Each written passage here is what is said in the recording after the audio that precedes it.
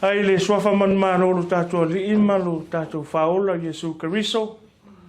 O te whatalofa ma o whalofa tuai le. Pa ia man mamalu ai ngana lua.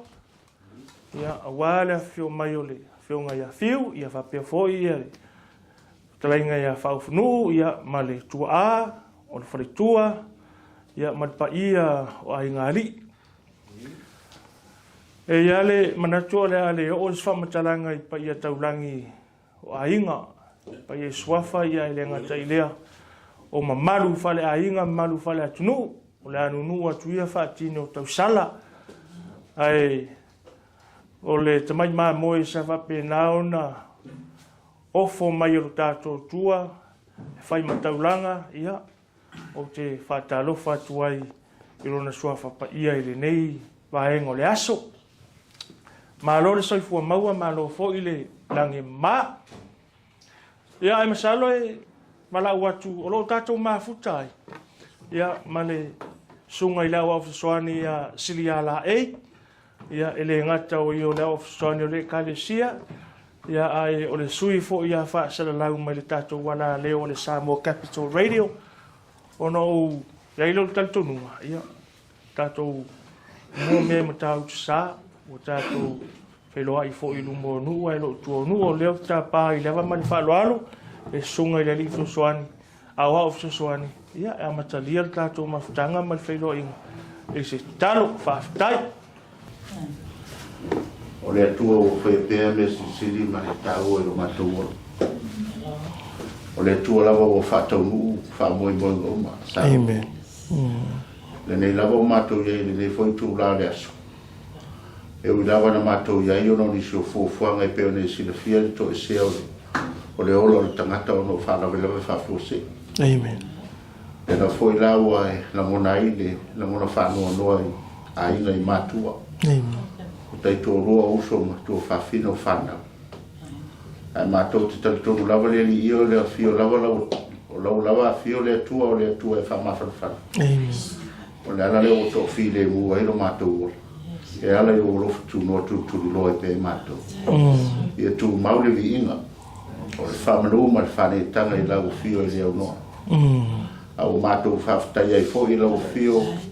O no rasoi fua o fo i na maionisi o ona. O o tangata. O rosa iri malo i atunu i fafu. A o tu lai o si i le lima. O whaise ngā ruenga e fesoasoani ai. I o tangata pōpua ngātia. Whawhetai tele le atua o no i lātou. Mātou te whaafo i atua i lawa li inga o le whamanu ma le whane tanga. Mātou wala au lau fio le whamoengoa le nei aso. E leo tupe. A le anganga li inga o le whaafitai ma le whamanu. Wa le lawa lo fina ngalo i o mātou no nofo whea le whani mo whea alo wha. O le ala leo mafua i le nei aso ma le nei tai au. A mea unga mātou te whai.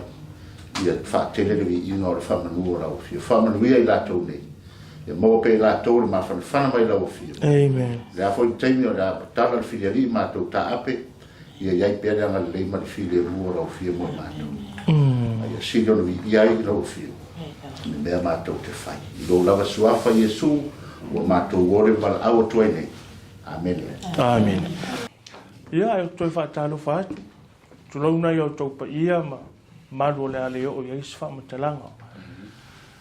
Ai mua na o mole atu ia wha maisenga, wha mawhanwhananga i le paia o ainga na lua. Ia ono le walau paia o tātua li i alo ma whanau tu lau paia taulangi. Whai ilangi le wholaunga ona o le malanga le maliu maleoti. E le ailawa sa isi ti ngā i le nei soifuanga e tusa ma le ti ngā o le motusia o le mafutanga.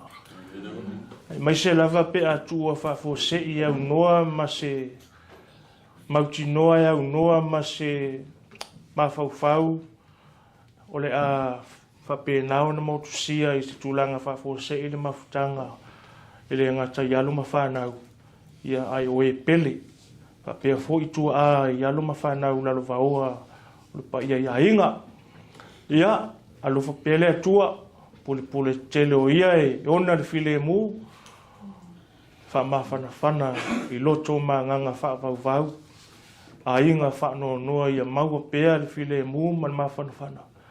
Mai lo tātou ali whaola Iesu Keriso. Ana whapea leo se whamatalanga ia, o rau ingoa o Li'amanaia Kaisara. O te sau mai i pitonu'u leo sa tupaitea, o si umu, o le whanga, maloto whanga, ai na u whanau i vai waseuta. O rau au mau nei Aukilani New Zealand, ia maolo o ngalue, ia matautua i fo i mo lo tātua tunu i tonu o le tanga luenga le soifua maloloina.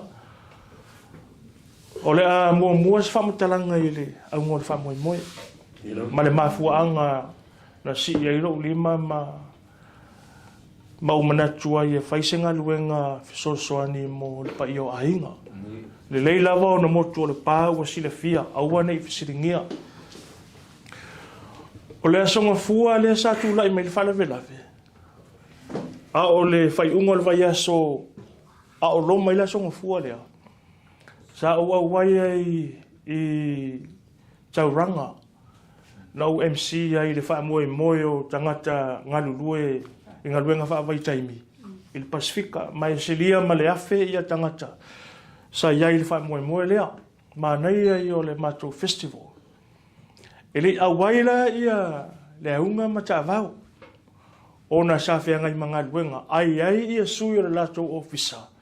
Le ISPAC. Sa awai atu i le whamoe. Ia, ina ua tūlai mai le whalawelawe. Ia, masalo sa tau whailangona umai tātou o tangata o Sāmoa ia le whaanoa ia ai le ngata i lea o le manatu alofa mai i ainga. Ona o le whalawelawe whaisi matu ia. Ia, na unofo i mo mawhauwhau. Le asa unga luenga e whai mo o tau alo ma whanau. Ia, i maise o le siola anko ua sa whapenao na.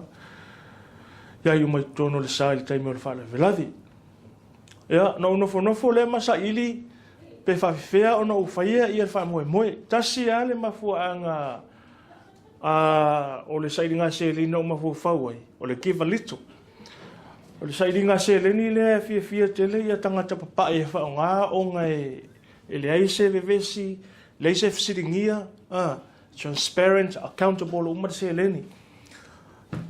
Ai au tele i whaia la ngā luenga.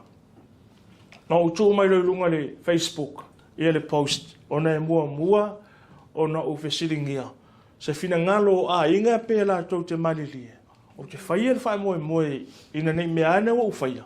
Ia ai fesiringia i a inga.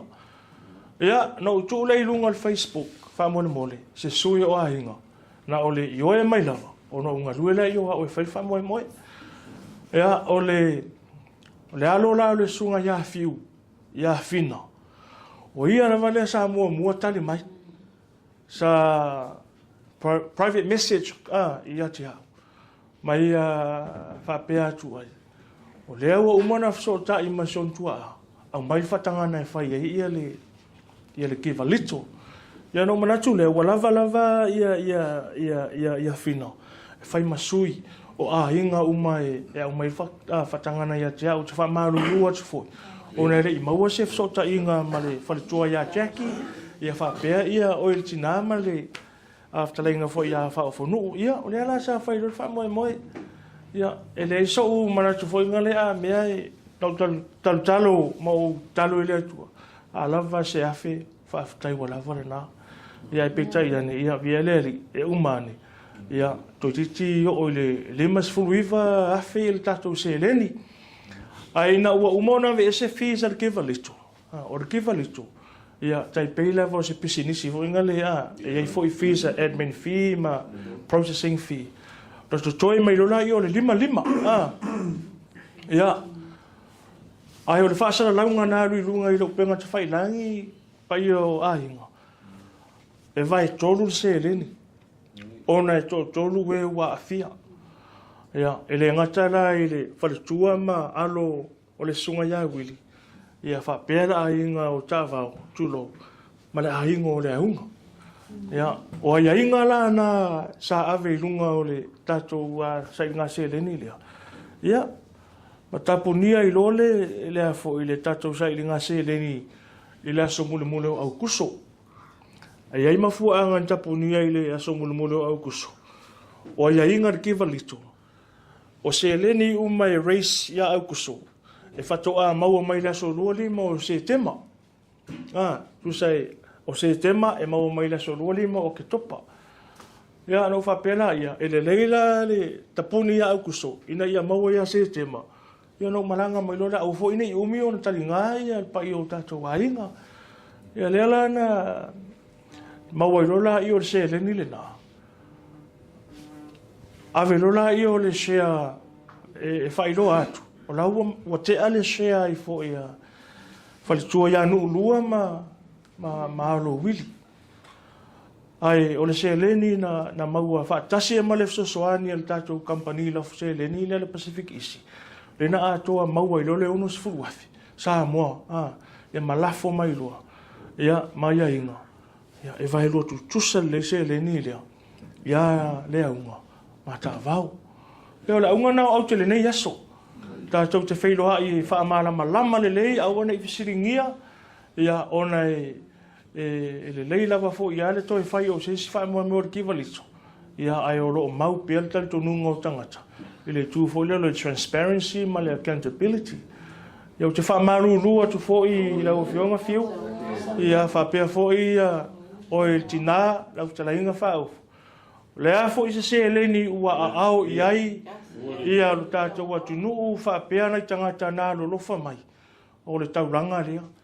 Ua whapea nāo na lolofa mai ai nei tangata o le tātou atunu'u. Ai maise. O la tau te lei sile fia. Ia alo ma whanau, ia whapea, ia suli ma whioi. O pa ia o ainga o whailangi le wholaunga. Ia, o se talapupu atu le nai le tātou se leni. Lea ua umona whai ia whiutanga ina.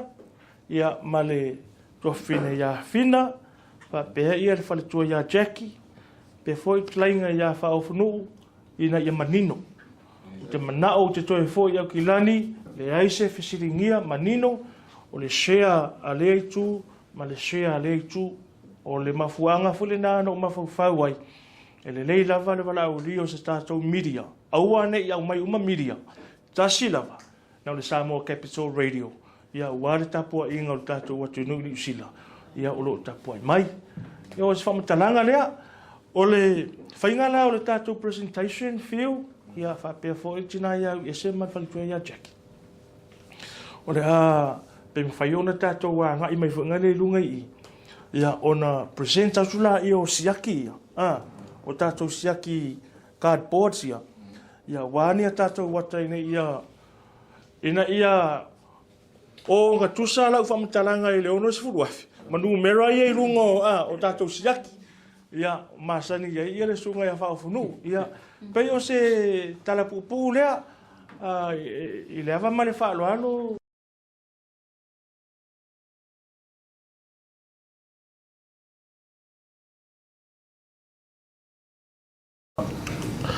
Toe whātalo whātu le mamalo o tātou atunu'u o lo whaafonga tāpua I mai. Le lau moe Wellington, hai tainane foi o nu tua oi New Zealand I Aotearoa. Le mawhai foi whaangaloina I a le tāwhawhao Sāmoa me se foi o le laulangi atoa. O lo mawhai ona mau mai whaasalaunga le si ufafonga le lau moe Wellington. Tasi ono te simali tasi whamo. Lunga le tātou Facebook me se foi le tātou YouTube. Tālofa lava.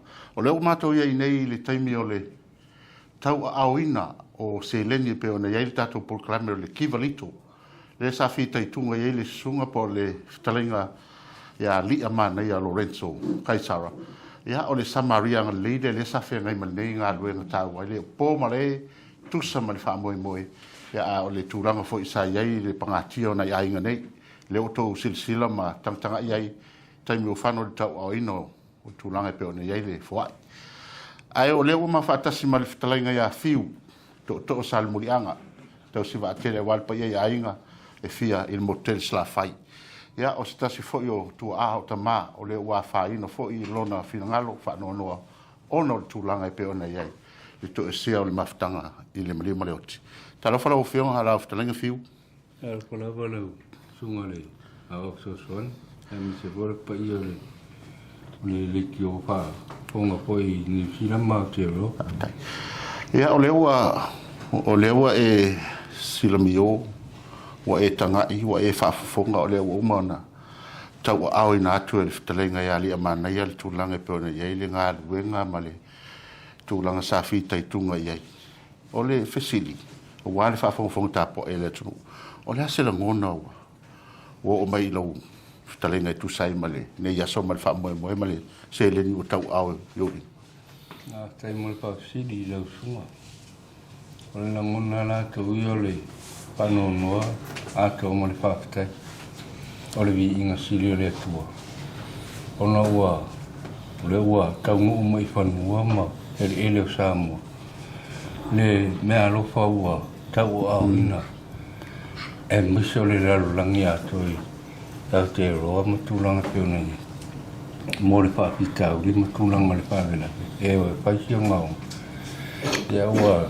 langona le anganga whaafitai tili o ina ilu tau tatu o ai fo se tangata manatu ana i tulanga wapeni mo lato amana ia mo lato amana ia matulanga peona ia ai me te fo fa mo moi sunga ia li amana tulanga peona ia le Givelittle la nganga ia le mo ngala nganga fa kai tele a tono o le nganga la to ia mo o mia le fa ino atu se nganga fa tai ya ila tong na kru la tong ngaru hui e mi se po ina la to mol ma vina ma la to wo tie patas ne fa le lave mo tau tie la nga fa tai le tu no le mo fa na ngaru hui fa tai tu tanga la tu la ngona le ma tu mo le ti ngale tu ye le mari mo le o la to ngaru hui se ngaru nga fa fa mo fi e uia ele o ni uso man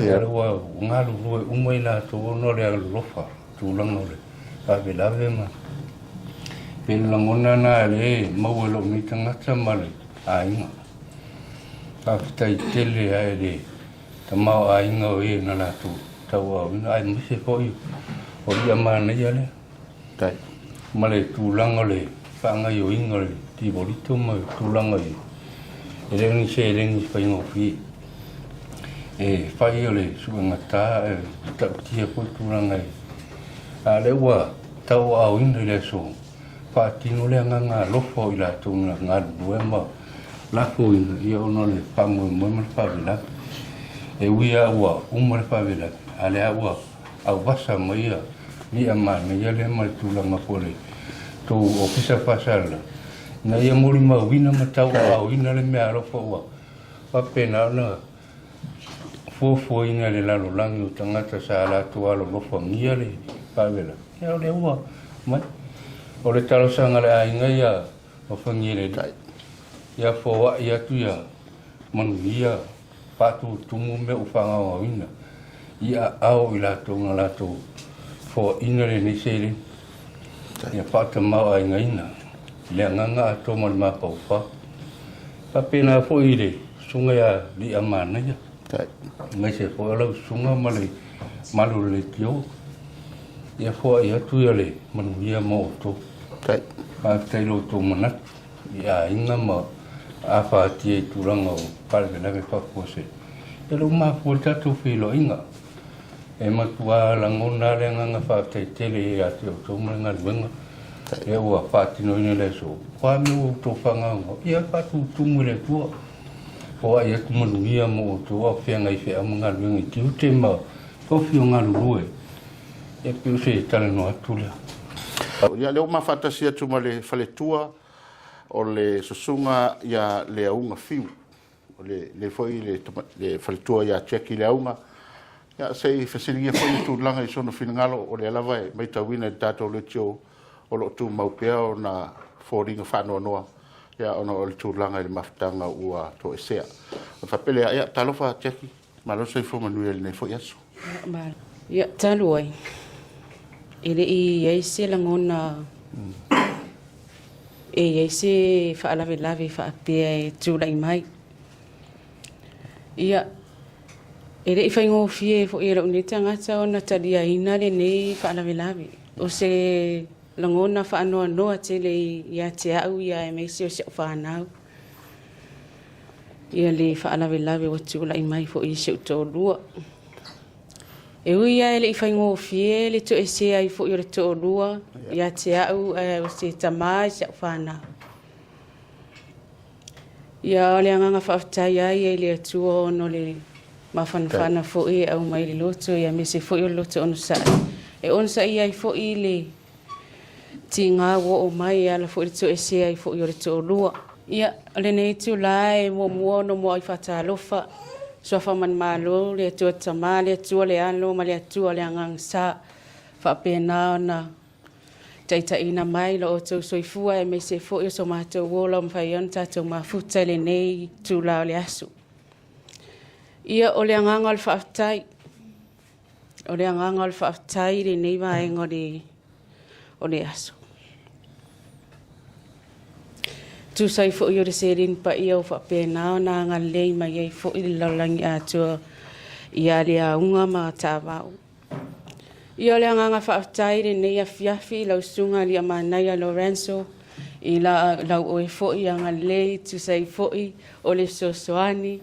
Ia launga luenga whaita o lua manang pa ia le atua sa whapena na lunga lue whaatasi e tu sai fo i o le seleni ua anga le mai ei fo i le laulangi atua tu sai fo i a le aunga ma Ta'avao. E le whaiti tia le anganga o le whaafutai le nei vaenga le fiafi. E mo moli le anganga o le whaafutai i le seleni pa ia ua o tau mā'au iai e tu sai fo i o le to e se ai fo i o le to lua i a le aunga e me se fo i o le tuangane i a Ta'avao e ala walau pa ia le tua e ala māliliu ma le oti. I le anganga whaafutai nai le nei vaenga le aso e tu sai fo i le seleni. I ala u talo la nei tangata whaatau waa o a mea o whaangangawina. Ia te o tau e tu sai fo i o le tau alofa ma lo tau anga lei i a le aunga ma Ta'avao. Ia whaamanuia le atua ia te o tau, o a mea ua whaangangawina o lo tau anga lei, ia whapena na whaatumtumuina le alofa le anganga le atua ia te o tau. Ia o se tala atu le nā ni nei vaenga le afiafi whaatai lau sunga. Ta alofa lau fionga whaafunu. Whai foi no whaapea ngā ngā whaingitala ua fionga o le tanga loa whaafunu. Ia. Ta alofa e. Lau fionga siri alai. Ia, teina nele. Pa ia malmamalu o Sāmoa lo papena ona mai mo mai. Ia so se tafor kilope, ia mese o te roa New Zealand. Ia, o le uwhaila o fionga mafonga nei Polkalami. Ia o suila vale o le fionga ia Li'amanaia. Ia o le Sāfu Uili nei Polkalami ma le nei wha moi moi. Pa talo whatu, ia le pa i maulunga se tātou atunu'u, talo whalawa. I le suafa manu maro tātua li i Jesu Keriso. Ia e manatu e lei titi le anganga whaafutai le iwaenga le aso. Ia o le mea moni a ia e sa le eise manatu o ainga ngalua ia a me se lava uai. Te lolo to e pō mala e tu langa o whaalawe lawe. Ia o la tō umai to o toru na awhia. Ia o tangata umole nei ainga. Ia pe ona whaamanino i nisi o taimi. Ia o Willi, ia o le anko o mātou. Kasen ma ua maritama leo leau. Ia o le uso au Ta'avao le to tolu uma lea ua awhia i le whaalawe lawe. Ia pe lawa na mātou tau mwhai atu i taimi o sola. E le tau ngā mālie leo o mai o le tala. Ia i le whaafitaori o tupu. Te le toe fo i lai tua le anga e toe langalanga ai le loto whaanoa noa ma tūlanga o iai.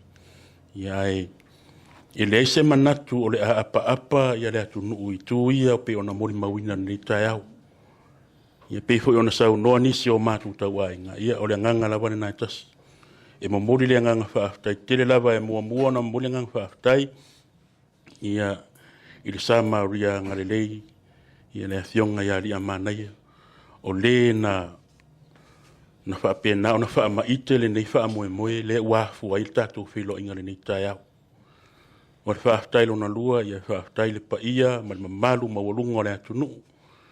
Ia o e sa whaapena o na lolofa, ma lafo, ia sa tongi le maa, a wale nei wha e pori tatonunga e le na o Samoa e ei nisi tangata o nisi atunu'u sa langona le alofa ona o le whaafitauli ma le whaalaulawi utula i mai.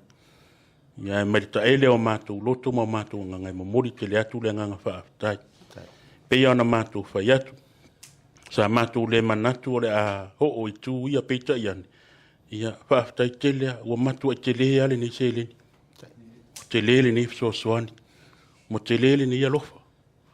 E le mawhai a mātou upu matala ia ona tau ia le anga le lei ma le alofa tū lai o le atunu'u ma i lato uma. Le ua fuai ni se leni ua fua ina le ni tai au. O le mea moni aia e le o au o le langi. O mea ua fua ai ma whaangangau ina. Ia mātou tatalo whai pele atu. Toi tau iatu whaatu tumu mea ua whaangangau ina. Whai meritala atu spa ia. E siri le manuia o le fua ai. Nai lo le natatalia. Ai whai mai foi le afionga pa ia le atua. O loa lo fatu lai. Ia e manuia lau alu, e manuia lau sau. E manuia o maota, e manuia o lawa, e manuia lau ato. E manuia me tango i o au. E lo se tala vane ai, pe ana mātou whai atu. O le upuna le atua. Ai o le mātou nganga whaaftai le ni tai au le ua mamori atu. Ia e le ma whai a mātou upu. Lia. Ia se tu lo tapa fua e lo suafa le se tuli ua vale. Si la fia le atua mea uma. Mai lava le amatanga le nei polkalami. Ia sa tau mate afa a mea tai nisi. Ai mai se fo i o tala sara lau. Ia pe o nei mea pele ai. Ia le o sila mio le atunu'u. Ai mai se lalolangi atua. Le ua o mai fanua. Le whaaloalo maualunga sa mā'au ma milo sia. Ia li pa ia maurunga le atunu'u. Tai tele. Wa nao le atua na sila fia mea uma. Pe ia na mātou whai atu. Tau e le atua loto wanga le leima loto alofa tūlai. Ia o a fo i nisi wha moe moenga le lumanai. Tātou la lafo i le atua. Ia ai o le nei tai au. Ia ua wha loto tele ina fo i le pa ia o ainga. Ai maisa i mātou. Ia ua maua le loto tele. E ui ai natu ua le mawhitanga ma le Aukuso. Ia sa le manatu o taimini.